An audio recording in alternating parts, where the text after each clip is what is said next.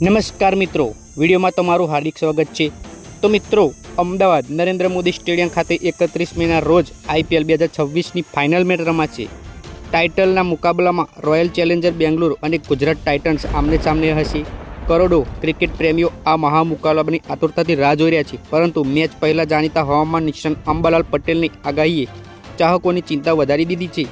આ મિત્રો, અંબાલાલ પટેલના જણાવ્યા અનુસાર 30 મેથી ગુજરાતના વાતાવરણમાં મોટો પલટો જોવા મળી શકે છે અને 7 જૂન સુધી રાજ્યના વિવિધ વિસ્તારોમાં વરસાદી માહોલ યથાવત રહી શકે છે।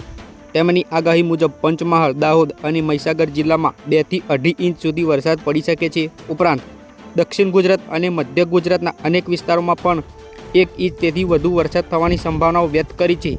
જોકે IPL ફાઇનલ અમદાવાદમાં રમાવાની છે, ત્યારે સૌથી મોટો સવાલ છે કે શું મેચના દિવસે શહેરોમાં વરસાદ વિલંબ બની શકે છે।